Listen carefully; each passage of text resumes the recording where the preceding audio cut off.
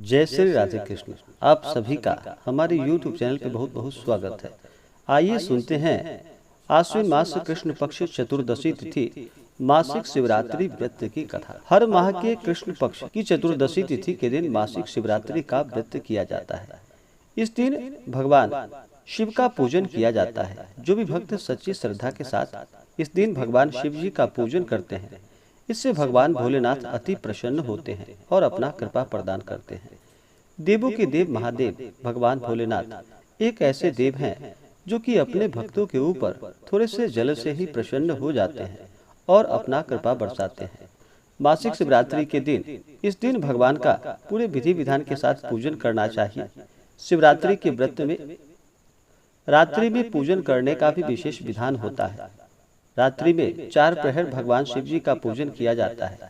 नहीं तो कम से कम इस दिन भगवान शिव का अगर उतना पूजन ना कर पाए तो कम से कम सुबह स्नान करके शुद्ध वस्त्र धारण करके भगवान शिव जी का इस दिन जल से अभिषेक करे, पंचामृत से अभिषेक करे, शुद्ध गंगा जल से अभिषेक करे, भगवान शिव को वस्त्र चढ़ाएं, यज्ञोपवीत चढ़ाएं, अक्षत, चंदन, पुष्पों की माला भगवान शिव जी को चढ़ाएं। भगवान भोलेनाथ को बिलपत्र अति प्रिय है तो उन्हें 3 पत्ते वाला बिलपत्र उस पे राम का नाम लिख करके या नमः शिवाय लिख करके इस दिन भगवान शिव जी को बिलपत्र चढ़ाएं। बिलपत्र चढ़ाने से भगवान शिव जी अति प्रसन्न होते हैं और बिलपत्र चढ़ाने से जातक के 3 जन्मों के पाप भी नष्ट होते हैं। त्रिदलम त्रिगुणाकारम त्रिनेत्रम च त्रिधायुधम त्रिजन्म पाप संहारम बिल्वपत्रम शिवार्पणम। जो भी भक्त सच्ची श्रद्धा से भगवान शिव जी को बिल्वपत्र चढ़ाते हैं, इससे 3 जन्मों के पाप नष्ट हो जाते हैं। तो इस दिन भगवान शिव को बिल्वपत्र अवश्य चढ़ाएं। भांग, धतूरा, शमी पत्र आदि चढ़ाएं। तुलसी की मंजरी भगवान शिव जी को चढ़ाएं। फिर धूप और दीप दिखाएं। अनेक प्रकार का नैवेद्य अपने श्रद्धा भक्ति भाव के साथ भगवान शिव जी को चढ़ाएं। नैवेद्य के बाद जल से आचमनी करवाएं, द्रव्य दक्षिणा चढ़ाएं। उसके बाद मासिक शिवरात्रि व्रत का कथा श्रवण करे या भगवान शिव जी के स्तोत्रों का पाठ करे, श्रवण करे। इससे पुण्य फलों की प्राप्ति होती है और भगवान शिव जी अति प्रसन्न होते हैं। जब भी भगवान शिव का पूजन किया जाता है तो साथ में शिव परिवार का भी पूजन करना चाहिए। और किसी भी प्रकार के शुभ या मांगलिक कार्यों में सबसे पहले भगवान गणेश जी का पूजन किया जाता है। तो पहले भगवान गणेश जी का पूजन करे और भगवान शिव जी के पूजन में पहले नंदी देवता का पूजन करे। उसके बाद श्रृंगी, भृंगी, कीर्तमुख, कुबेर, कार्तिकेय आदि का पूजन करे। फिर भगवान भोलेनाथ और माता पार्वती का पूजन करे। इससे भगवान अति प्रसन्न होते हैं। तो आइए सुनते हैं आश्विन मास कृष्ण पक्ष चतुर्दशी तिथि मासिक शिवरात्रि व्रत की कथा। तो बोलिए प्रेम से भगवान भोलेनाथ की जय, माता पार्वती की जय। बहुत समय पहले की बात है कि पौराणिक कथा के अनुसार पूर्व काल में चित्रभानु नामक एक शिकारी जानवरों की हत्या करके अपने परिवार का पालन और पोषण किया करता था। वह एक साहूकार का कर्जदार था।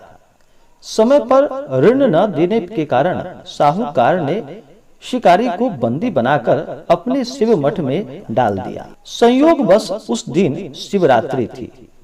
मठ में हो रही शिवरात्रि व्रत कथा को उसने बहुत ध्यान से सुना। जब शाम को साहूकार ने शिकारी से ऋण के बारे में पूछा तो उसने अगले दिन सारा ऋण चुका देने की बात कही। तो साहूकार ने शिकारी को बंधन मुक्त कर दिया। बंदी होने के कारण शिकारी बहुत भूखा था। शिकार की तलाश में जब अंधकार हो गया तो उसने रात जंगल में बिताने का फैसला किया। तब तालाब के किनारे शिवलिंग के पास एक बेल का पेड़ था।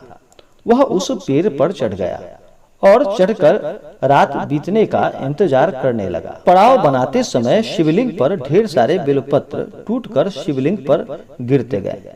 इस प्रकार अनजाने में दिन भर से भूख और प्यास से व्याकुल शिकारी का व्रत भी हो गया और शिवलिंग पर बेलपत्र भी चढ़ गया और उसका रात्रि का जागरण भी हो गया। एक पहर रात्रि बीत जाने पर सबसे पहले एक गर्भिणी हिरणी, उसके बाद ऋतु से निवृत्त हिरणी और फिर अपने बच्चों के साथ हिरणी के निवेदन पर शिकारी ने इन सब का शिकार न करके इन्हें मुक्त कर दिया। इस प्रकार शिकारी की रात्रि के तीनों प्रहर का व्रत भी हो गया और सुबह उसने एक मृग को देखा। शिकारी ने इसका शिकार करने का फैसला किया।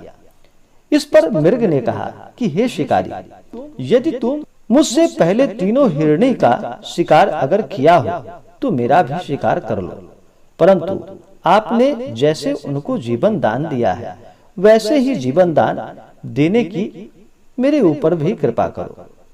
शिकारी ने मृग को भी छोड़ दिया। इस प्रकार सुबह हो गई।